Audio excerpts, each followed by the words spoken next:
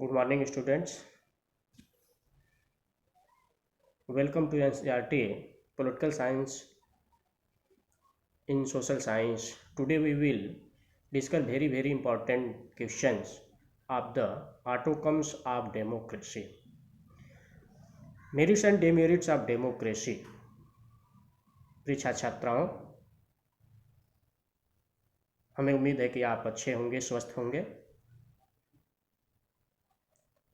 जैसा कि आप स्क्रीन पे देख पा रहे होंगे, इकाई 3 लोकतांत्रिक राजनीति, लोकतंत्र क्या एवं क्यों। प्रिय छात्राओं, ऑनलाइन माध्यम द्वारा आज फिर हम नेक्स्ट टॉपिक लेके आपके सम्मुख उपस्थित हुए हैं। पिछले दिनों हम लोगों ने अध्ययन किया था लोकतंत्र की परिभाषा, लोकतंत्र का अर्थ, लोकतंत्र की विशेषताएं। इसको हम लोगों ने अध्ययन किया। उम्मीद है कि आप उसको समझे होंगे। और आज उसके बाद का टॉपिक पार्ट 2 में लोकतंत्र क्या एवं क्यों, और लोकतंत्र के मेरिट्स क्या और इसकी डेमेरिट्स क्या है, यानी कि लोकतंत्र के विपक्ष में क्या तर्क और उसके पक्ष में क्या तर्क। मतलब हम कह सकते हैं कि लोकतंत्र की क्या हानि है और उसके क्या नुकसान है या क्या लाभ है। इस विषय पे हम लोग आज अध्ययन करेंगे। प्रिय छात्राओं, विमल जी ऑनलाइन क्लासेज में पुनः आप सभी लोगों का एक बार और स्वागत है। डेमोक्रेसी, व्हाट इज डेमोक्रेसी, इसको हम लोग समझेंगे। हालांकि पिछले क्लासेज में मैंने डेमोक्रेसी की परिभाषा भी आपको, अर्थ और परिभाषा भी मैं बताया था। What is democracy? Democracy A system in which the government of a country is elected by the people is a democracy. कहने का तात्पर्य है एक ऐसी व्यवस्था जिसमें किसी भी देश की सरकार का निर्णय जनता द्वारा लिया जाता है, लोकतंत्र या जनतंत्र कहलाता है। अब्राहम लिंकन महोदय ने भी लोकतंत्र की परिभाषा देते हुए कहा था कि लोकतंत्र जनता की, जनता द्वारा, जनता के लिए सरकार होती है। हमें उम्मीद है कि आप इसको अच्छी तरह समझ रहे होंगे। अब प्रश्न उठता है कि लोकतंत्र ही क्यों? What is democracy and why, यानी कि लोकतंत्र ही क्यों। हमारे यहाँ विश्व में बहुत सारी शासन प्रणालियाँ हैं। लोकतंत्र, राजतंत्र, कुलीन तंत्र, धर्मतंत्र, डिक्टेटरशिप यानी कि तानाशाही शासन प्रणाली भी है। तमाम प्रणालियाँ है। लेकिन अब प्रश्न उठता है कि आखिर इतनी सारी शासन व्यवस्थाएं होने के बावजूद विश्व के लगभग अधिकांश देश लोकतंत्र को ही अपनाए हैं, तो इसके पीछे निश्चित रूप से इसके कुछ मेरिट्स अवश्य ही होंगे। लोकतंत्र शासन का सर्वोत्तम रूप है अथवा व्यवस्था है। उन सभी जो भी लोकतंत्र के जितने प्रकार है उसमें सभी में लोकतंत्र बेहतर है, ऑल द बेस्ट, उसमें कोई संदेह नहीं है। और यह अपेक्षाकृत अन्य शासन स्वरूपों में सर्वाधिक लोकप्रिय व न्याय संगत भी है। जैसा कि मैंने बताया कि राजतंत्र में आपने देखिए नॉर्थ कोरिया, उत्तरी कोरिया का जो तानाशाह शासक है,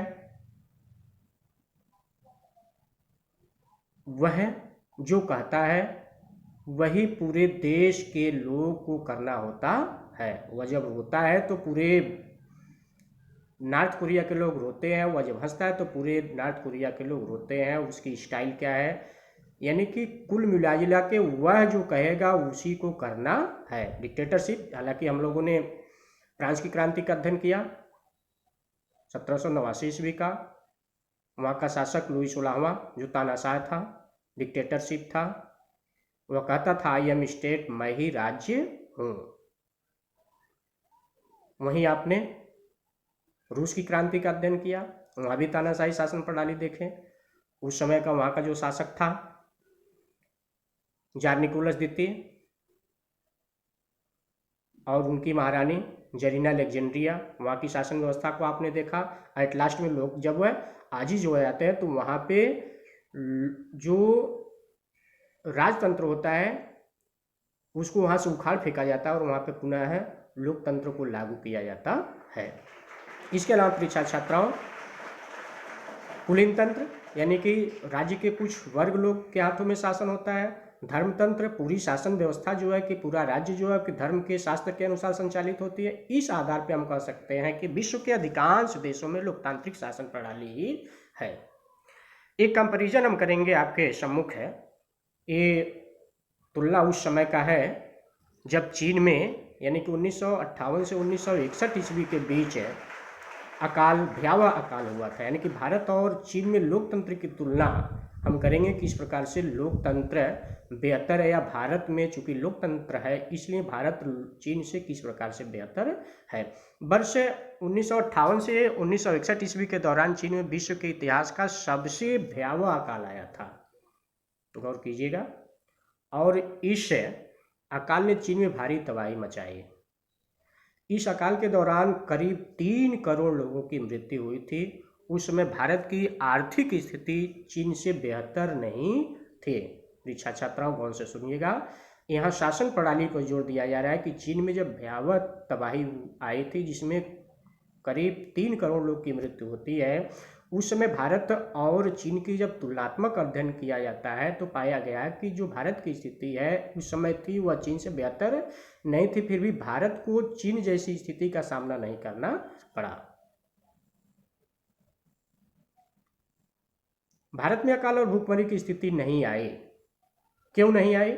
इसके पीछे अर्थशास्त्रियों ने अपने जो राय दिया, उन लोगों ने कहा कि ऐसी स्थिति का कारण दोनों देशों की अपनी अपनी सरकारी नीतियां थीं।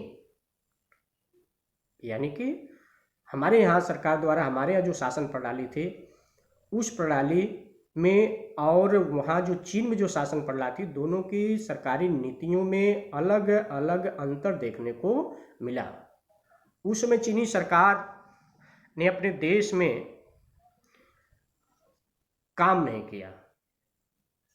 मतलब अर्थशास्त्रियों का यह भी मानना है कि यदि चीन में लोकतांत्रिक व्यवस्था होती, विपक्षी दल होता और स्वतंत्र मीडिया होती जो सरकार की आलोचना कर सकती थी, तो चीन में इतने लोग भूखमरी से नहीं मरे होते। लोकतंत्र का महत्वपूर्ण स्तंभ, लोकतंत्र का चौथा स्तंभ मीडिया को कहा जाता है, और विपक्षी दल, लोकतंत्र में विपक्षी दल का होना भी महत्वपूर्ण है क्योंकि वह समय समय पर आलोचनाएं करती हैं, जिससे जो पार्टी सत्तासीन होती है, अब सत्ता में होती है, उसको मजबूर होकर उस कार्य को करना होता है। जब आलोचना होगा तो निश्चित रूप से उस पर लोगों का ध्यान जाएगा।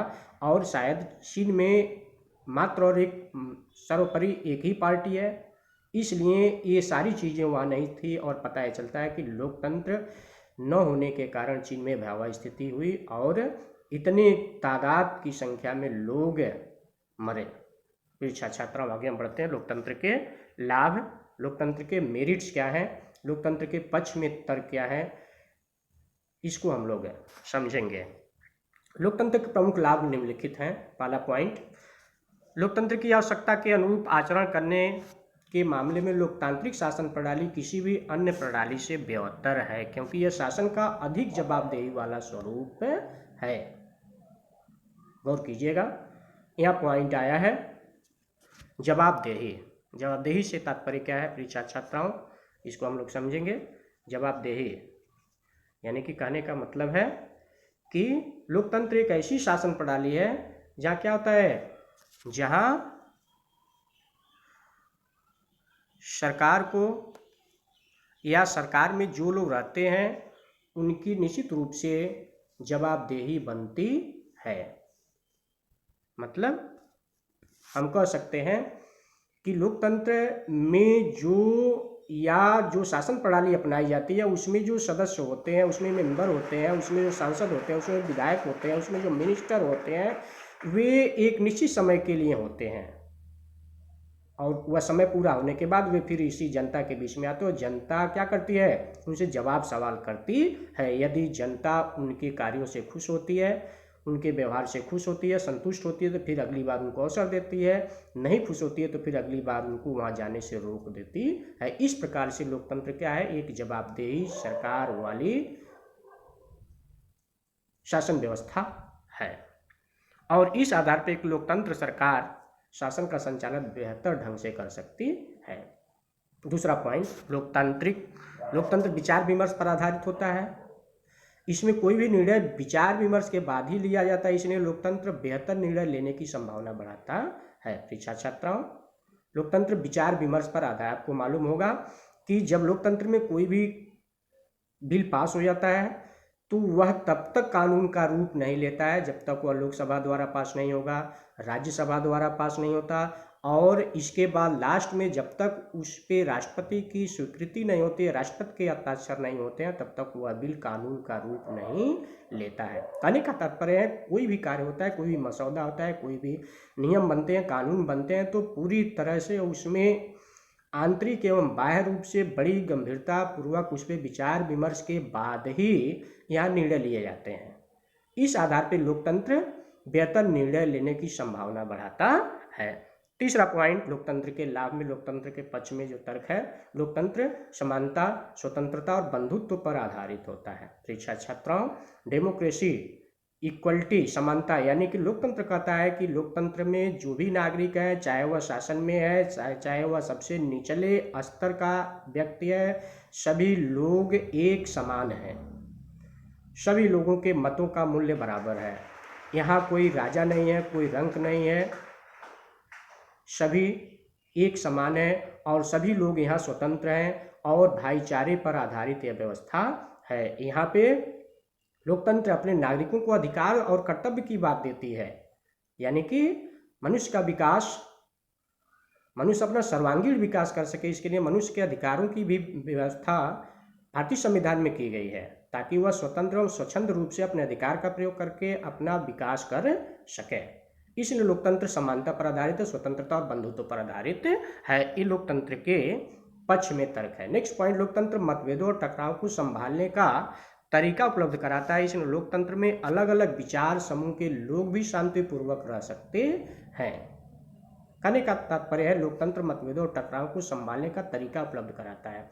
किसी स्तर पे किसी द्वारा, किसी वर्ग द्वारा, किसी समुदाय द्वारा, किसी व्यक्ति द्वारा, किसी संस्था द्वारा यदि कोई मतभेद और टकराव हो जाता है तो निश्चित रूप से उसको संभालने का तरीका भी उपलब्ध कराता है लोकतंत्र। इसलिए लोकतंत्र में अलग अलग विचार समूहों के लोग भी शांतिपूर्वक रह सकते हैं।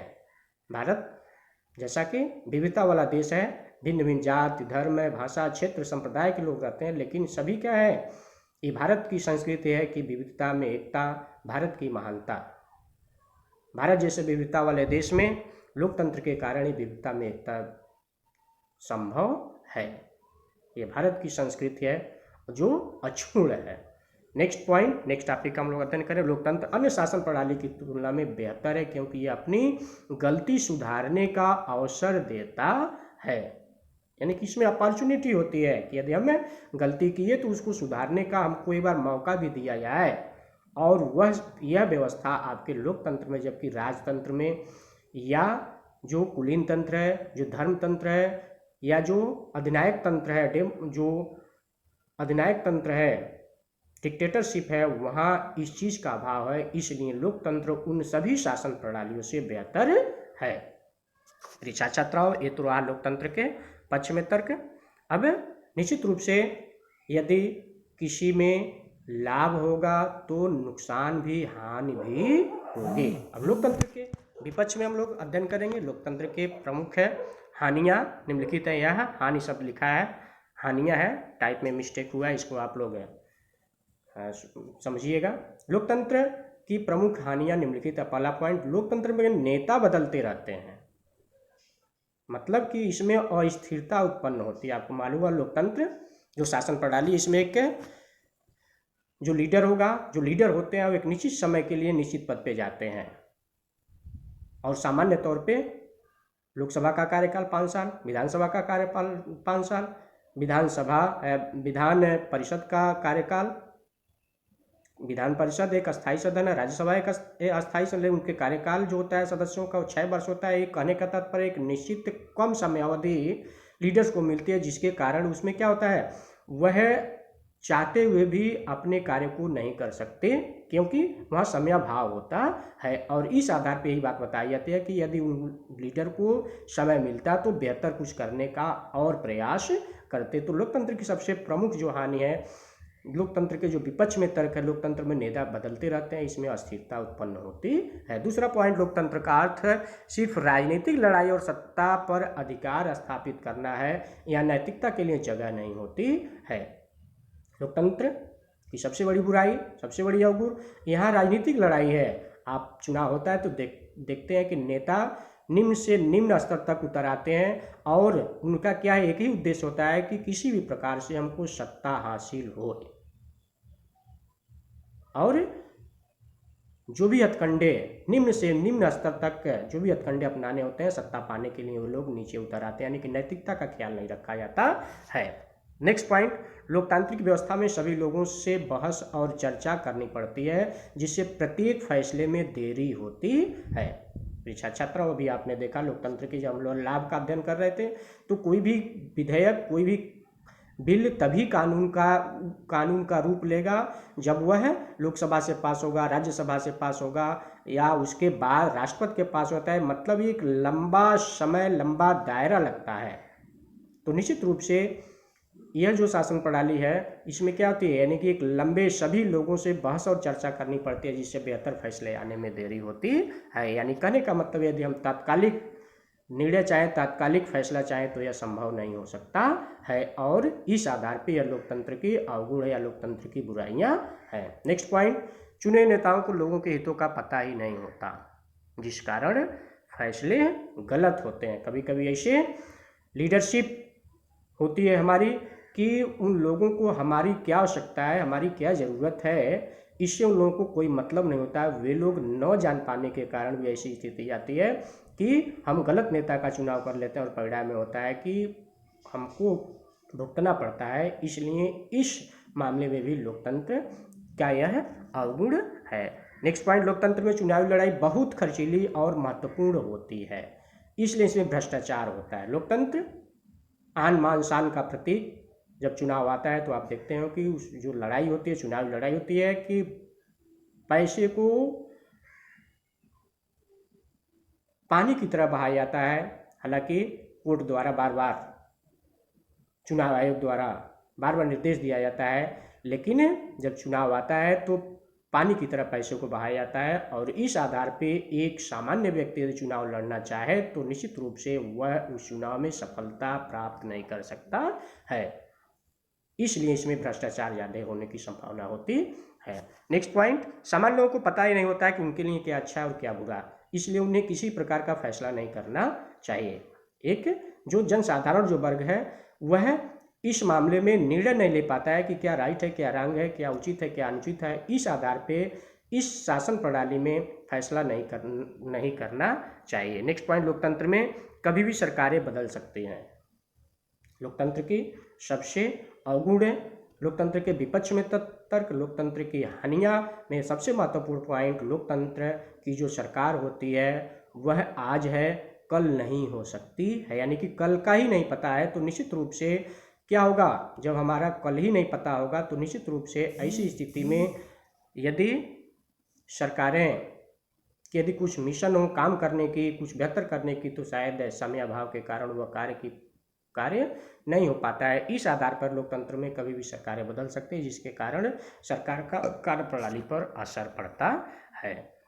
लोकतंत्र के पास इन सभी समस्याओं का समाधान नहीं है। यह न तो राज्य के सभी हिस्सों से है और न ही पूरे विश्व से गरीबी खत्म कर सकती है। नेक्स्ट पॉइंट आप देखेंगे, उपरोक्त जितने भी तर्क हमने दिया लोकतंत्र के विपक्ष में, यह तर्क यही दर्शाते हैं कि लोकतंत्र शासन प्रणाली बेहतर स्वरूप, शासन का बेहतर स्वरूप नहीं हो सकता है। परीक्षा छात्राओं, हमें उम्मीद है कि आप हमारी बातों को समझे होंगे। हमारे जो कहने का मेरा अभिप्राय था उसको समझे होंगे। इसी के साथ नेक्स्ट टॉपिक के साथ मैं अपने ऑनलाइन माध्यम द्वारा उपस्थित होंगे। इसका PDF भी आपके ग्रुप में मैं सेंड किया हूँ। YouTube द्वारा, चैनल द्वारा भी आप इसको प्राप्त कर सकते हैं। और इसी के साथ यदि हमारा यह टॉपिक आपको पसंद आया होगा तो इसको लाइक कीजिएगा, शेयर कीजिएगा और यदि आप हमारे चैनल में पहली बार आ रहे हैं तो इसको सब्सक्राइब कीजिएगा। इसी के साथ आप सभी लोगों को पुनः एक बार ढेर सारी शुभकामनाएं। विमल जी ऑनलाइन क्लासेज में हम अपनी वाणी को विराम देते हैं। जय हिंद, जय भारत।